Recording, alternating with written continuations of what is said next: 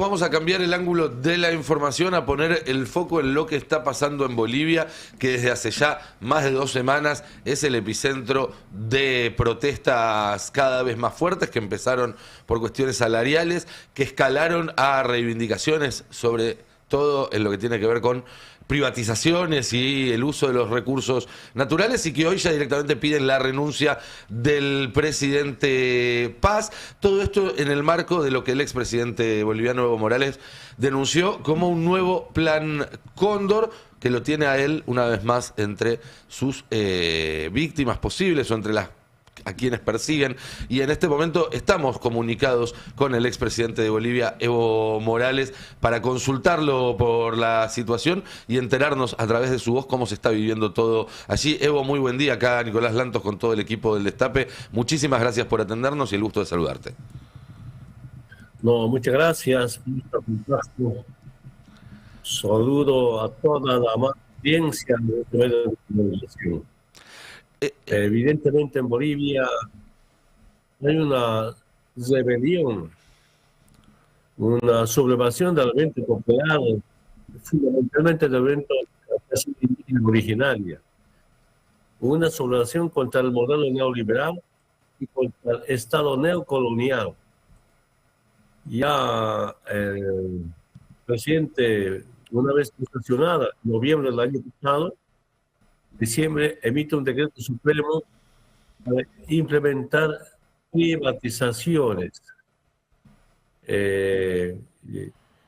sobre todo la libre contratación para el sector obrero, la libre importación que afecta al pequeño y mediano productor, agropecuario, el régimen simplificado para los comerciantes gremiales, pero el gobierno cumplió sus compromisos. Por ejemplo, acá el tema del combustible se importa con subvención, levanta la subvención y no garantiza combustible, y además de eso, combustible llega como Coca-Cola, negro, llamado gasolina basura. Arruina los carros, parados por aquí, por allá. Ese causó una molestia total. De paso, hace semanas aprueban una ley de conversión de la pequeña propiedad agraria a la mediana. Es una política de cómo concentrar tierras en pocas manos. Marchas, conversaciones en enero, y ahora están aprobando un decreto con el modelo neoliberal y esta ley que permite concentrar las tierras. Y finalmente, 2 semanas, lanza un proyecto de ley para privatizar minería, para privatizar hidrocarburos, para privatizar energía, para privatizar comunicación, hasta ahí. Ya no soporta el pueblo boliviano, por eso esta población, esta movilización. Claro. Evo, ¿cuál es tu situación actual en términos de seguridad? Venimos siguiendo las denuncias que haces a través de medios, de redes sociales, de una persecución, de la participación de fuerzas norteamericanas en esta persecución. ¿Cuál es en tu caso personal, pero también de otros líderes y dirigentes sindicales que están siendo perseguidos por cargos de terrorismo? ¿Cómo está la cuestión represiva y de persecución? Compañero ejecutivo de la Central Obrera Boliviana, Mario Argollo, está con mandamiento de aprehensión. 7 dirigentes nacionales departamentales de La Paz, todos aymaras, indígena, algunos del sector obrero, algunos de la ocupación indígena originaria. Pero tenemos como 120 detenidos del día lunes. Hoy día nuevamente manifestaciones. 3 ciudades, capital del departamento, capitales de los departamentos, están cercados con cortes de camino. Pero en mi caso, durante el golpe de Estado, años del golpe, investigaron corrupción de Evo. No encontraron nada. Derecha boliviana, derecha internacional extranjera. Intentaron ligarme con el narcotráfico, nada. El gobierno de Lucho detenido a mi último comandante de la Fuerza Especial de Lucha contra el Narcotráfico, el coronel Maximiliano David. intentaron chantajearle para que declare contra Evo que Evo estaría ligado al narcotráfico, para liberarlo finalmente. No podía entender cómo Lucho Arce envía al coronel Dávila de Estados Unidos. Y el coronel Dávila de Estados Unidos declara que Evo no está implicado en el narcotráfico.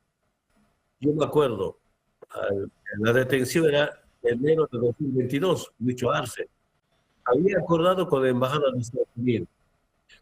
A 6 meses de su detención, denuncian oficiales de Policía Nacional de Servicio Activo, que me informan que desde arriba habían instruido qué relación tenía Evo con Dávila. Y no encontraron nada. Decían, ni una llamada telefónica con Dávila. Imagínense los agentes del imperio interno. Como no encuentran ni corrupción, ni pueden ligarme con el narcotráfico, un suboficial de la policía me demanda por trata y tráfico.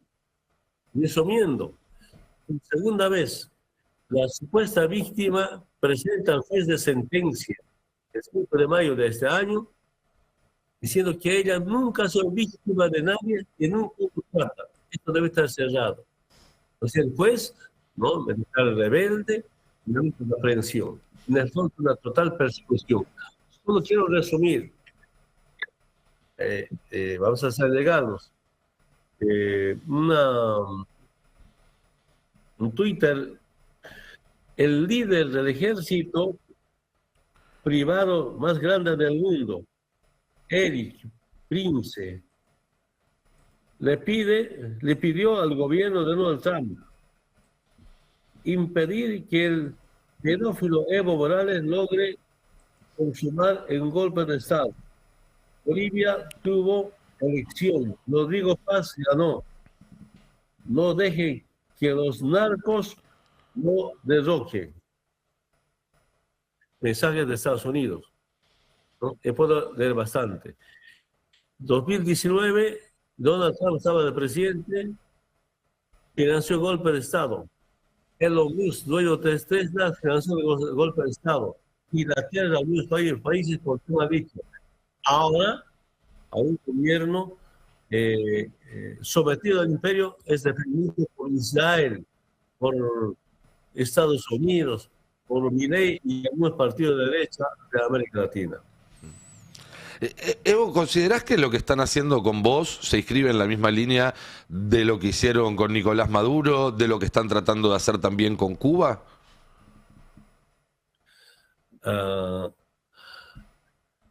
En el nuevo contexto geopolítico mundial, Estados Unidos para mí ya no es hegemonía internacional.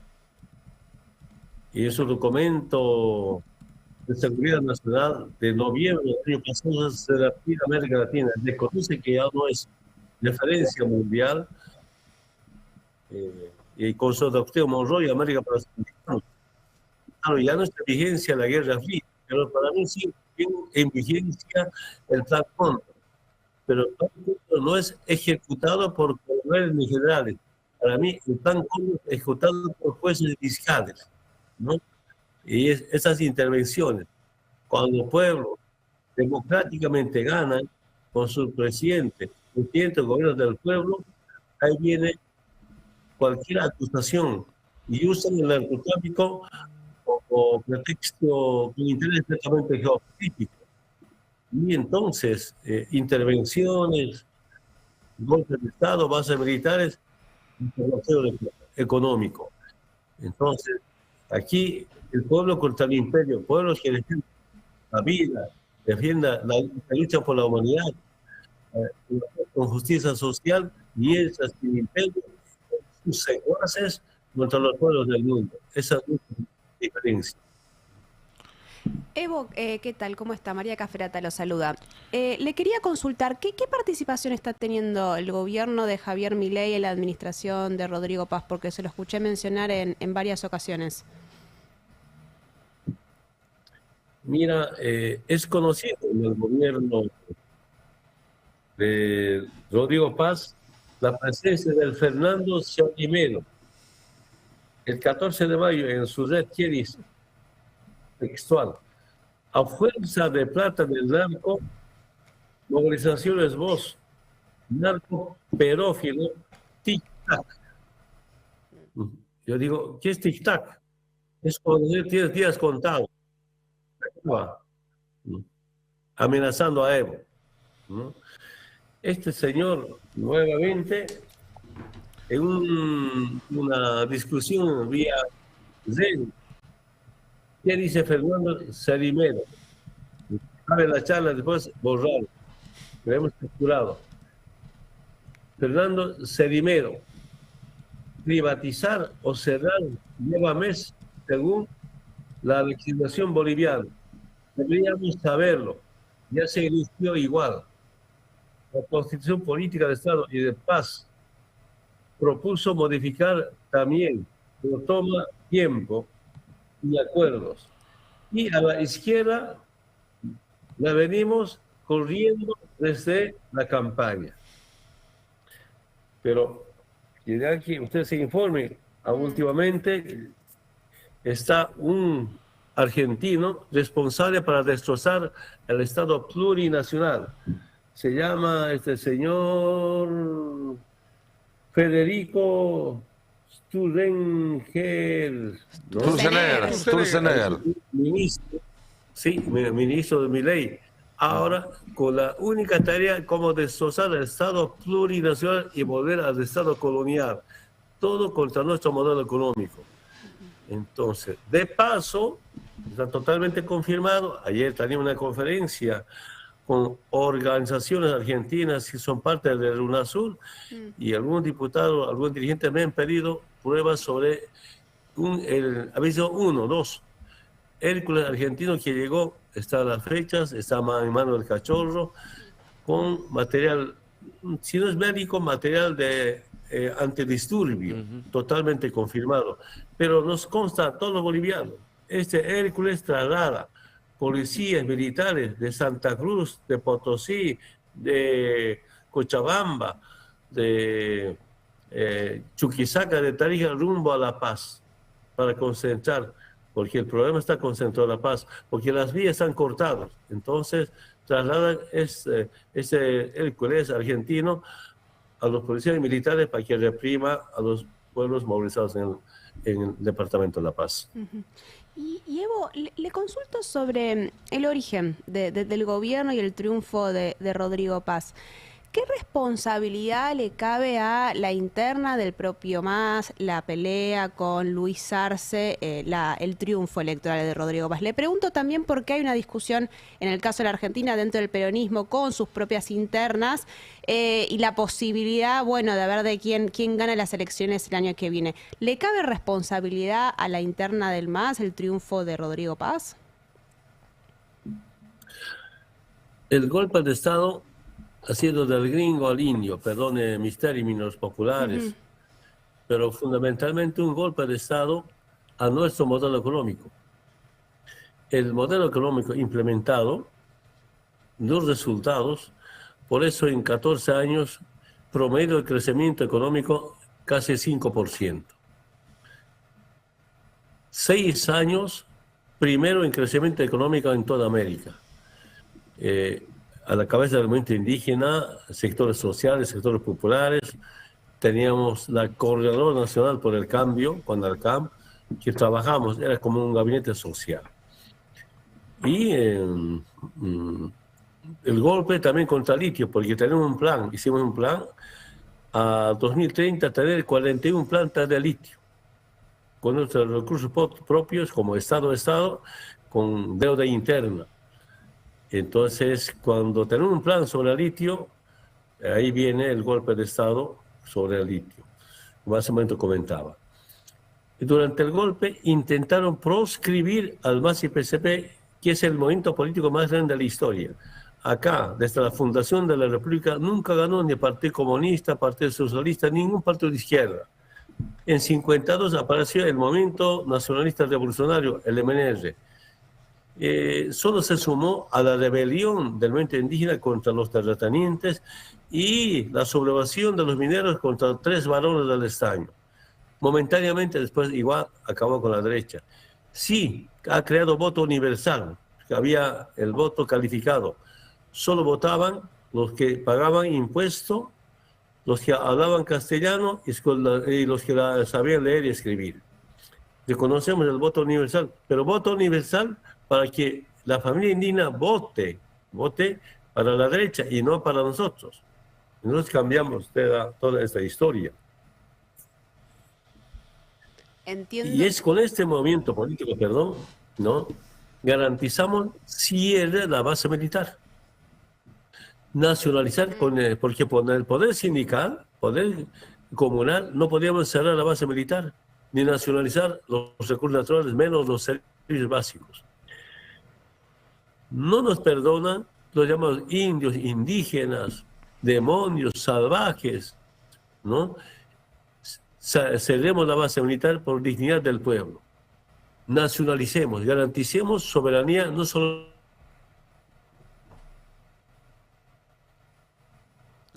Perdimos ahí la conexión, lamentablemente. Estábamos teniendo una charla sumamente interesante con el expresidente de Bolivia, Evo Morales, situando un poco lo que está pasando ahora en Bolivia en un contexto histórico, en un contexto regional y sobre todo también mirando hacia adelante. Ahí está conectado de nuevo. Te estábamos escuchando, Evo. Sí, entonces no quiere que vuelva Evo a Bolivia con vida. Gracias a México, Argentina, sigue considerando Argentina como mi segundo país. Me cuidaron, me salvaron, Cristina, Alberto, con los movimientos sociales, 11 meses bien vividos, después ganamos, retornamos.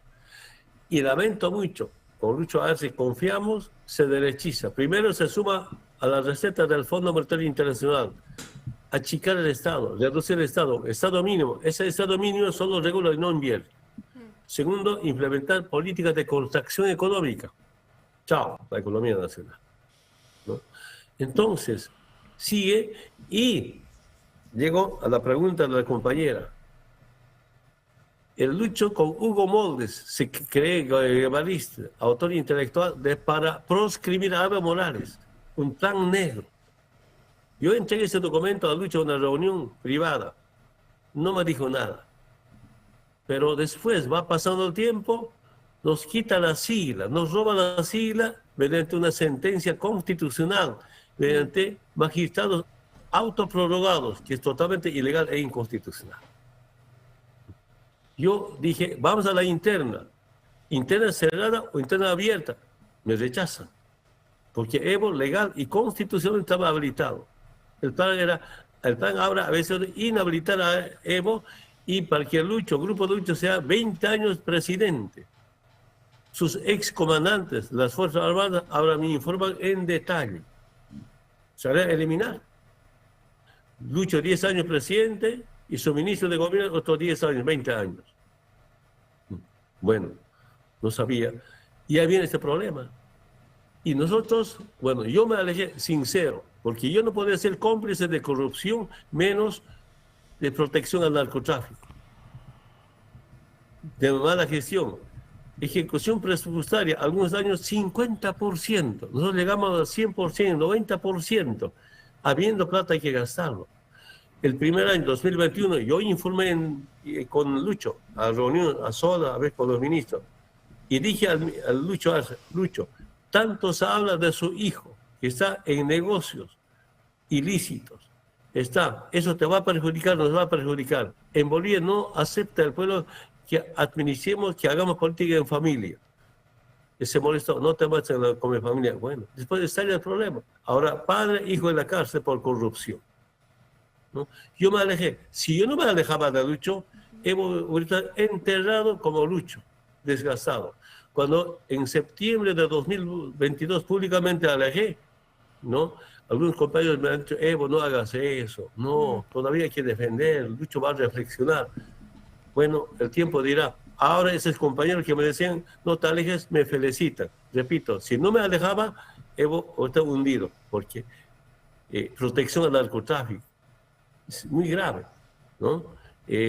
Corrupción y la mala gestión, ¿no? Y salvamos. Por eso nuestro movimiento político, ahora llamado ya no más IPCP, sino Evo Pueblo, sigue siendo el movimiento político más grande de la historia.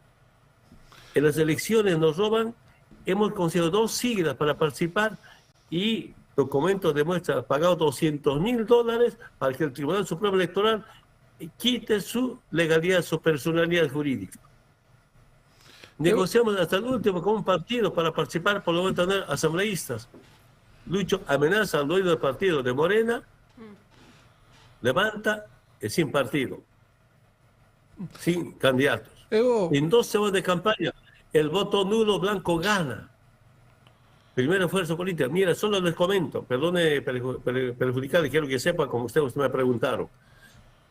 El MAS y PCP, con su candidato de Lucho, de los 143 alcaldías, apenas ganó una alcaldía. Intentó dividirnos con Andrónico, era nuestro compañero. Se presta sigla, se va un partido de derecha, tercer sistema. Apenas gana 2 alcaldías, que era la segunda opción de Lucho. El partido que ganó, Rodrigo Paz, ganó en 92 alcaldías. Doria Tuto ganó en 34 alcaldías. El voto nulo gana en 169 alcaldías. Diputados uninominales, gana casi todas el voto nulo. En este momento, si el voto nulo se convirtiera en diputado, tendríamos como 60 diputados. Sigue siendo primera fuerza política. Un día podemos sentarnos, les muestro los documentos. Yo solo quiero decir, yo llegué a la presidencia sin formación académica, gracias a la verdad y gracias a la honestidad. Y ahora, repitiendo las subnacionales, creo que hace un momento dije, faltando 3 horas para inscripción de candidatos, inhabilita el partido. Yo dije, inscríbanse donde puedan, como puedan. Y han migrado casi 30 partidos para las subnacionales, gobernaciones y alcaldías. Y tenemos como 130 alcaldías en este momento, los 343. Si no eliminaban el partido que nos prestó, pues estaríamos con 200 alcaldías. Nos perjudicó. Apenas ganamos en primera vuelta una gobernación. Y el gobierno no gana ni una gobernación en la primera vuelta. En segundo, UNITO gana la segunda vuelta y uno designado, que no cumplió con la segunda vuelta. Por eso La Paz se enojó. En La Paz no hubo segunda vuelta. Si había segunda vuelta, debía no ser gobernador, que es candidato de Rodrigo Paz. Esta es la historia. Entonces, cuando yo digo, hay un estado neocolonial a este movimiento político, viene de la Bolivia profunda, el movimiento indígena, primera vez que hemos tenido que romper todas las recetas del capitalismo. El movimiento indígena tiene apolítico, independencia sindical, pluralismo ideológico. Hemos roto todo eso, hicimos nuestro instrumento, hicimos historia. 14 años con crecimiento. Mira, en 180 años, 1825 a 2005, 180 años, nos dejaron con 9.000 millones del PIB. 9.000 millones de dólares del PIB. Al golpe de Estado, 2019, 42.000 millones del Producto Interno Bruto. 2005, inversión pública, 700 millones de dólares, de los 700, 70% créditos. 2019, programados, más de 8.000 millones de dólares de inversión pública. 2005, 2006, 1.700 millones de dólares de reservas internacionales. En nuestra gestión dejamos con 9.000 millones. Mira, nos dejaron reservas de oro, 22 toneladas. Nosotros dejamos con 42 toneladas. El Lucho, mediante una ley del oro, se lo traga 22 toneladas. Y hipoteca, deja en prenda 8 toneladas, con 16 toneladas de oro. Nosotros dejamos con 44 toneladas de oro. Esto el pueblo recuerda. Solamente obras, 1.400 obras. A mí me faltaba tiempo para entregar obras. Año Nuevo entregando obras. Navidad entregando obras. Sábado, domingo entregando obras y recogiendo. Para mí la democracia no solamente el día que se vota. La democracia se hace cada día. Debatir con sectores sociales, con regiones, decir sus proyectos, aprobar proyectos y entregar obras. Eso se llama democracia. Esta es la verdad lo que pasó en Bolivia. Clarísimo. Evo, muchísimas gracias como siempre por tu tiempo, por tu disposición para charlar con nosotros acá en el Destape. Te reiteramos nuestro apoyo, nuestra solidaridad en esta situación tan difícil que estás pasando vos y que están pasando todos nuestros hermanos bolivianos y hermanas bolivianas, y esperamos que se resuelva de la mejor manera para el pueblo. Muchas gracias por esta cobertura, gracias por permitirme explicar, me dejaron explicar la verdad. Muchísimas gracias, un fuerte abrazo y nuevamente un saludo a todos los oyentes de este medio de comunicación, Destape. Muchas gracias, hasta pronto. Un gran abrazo y hasta pronto. Hablamos con Evo Morales, expresidente de Bolivia, actualmente perseguido en el marco de la represión y de jornadas de protestas y de mucha inestabilidad y de mucha incerteza en Bolivia. Vamos a estar obviamente siguiendo minuto a minuto las novedades que llegan desde ahí, pero queríamos traerles la voz de una figura tan importante como Evo Morales. Y hay algo cortito como para cerrar esto y ya dar paso después de esta tanda al editorial. El caso de Bolivia es un caso paradigmático en el sentido de que no importan los resultados económicos de tu gobierno. El gobierno de Evo Morales durante muchísimos años tuvo lo que acá se conoce como la macroordenada, tuvo crecimiento del PBI altísimo, tuvo un montón de desarrollos únicos en la historia del país, y aún así lo trataron de voltear. No se trata de los resultados, no se trata tampoco de los procedimientos, se trata de una cuestión de poder, de que repartir plata también es repartir poder, y de que hay gente muy poderosa que cuando ese reparto llega a determinado nivel se pone nerviosa y hace lo posible para frenarlo. Bueno, en Bolivia pasó, en la Argentina pasó, en Brasil pasó en su momento, y ahora están queriendo llevar todo ese plan a un nuevo nivel, porque hasta ahora eran los jueces, los fiscales, era la CIA, era la DEA, y ahora ya estamos viendo directamente al Comando Sur amenazando con desplegarse en toda la región. Es muy interesante lo que planteas, porque en Bolivia, como en muy pocos otros países, la apropiación de los recursos naturales es el eje de todo. Digo, en Argentina es difícil pensar en eso porque la propiedad privada, los recursos naturales están en la propiedad privada. Así es. Es decir, la mayoría de la producción agropecuaria es privada. Pero en Bolivia, por el tamaño del país y por en manos de quienes está la riqueza, fueron por eso. Fueron a apropiarse del litio de Bolivia para que no vaya a China. Así es, así es.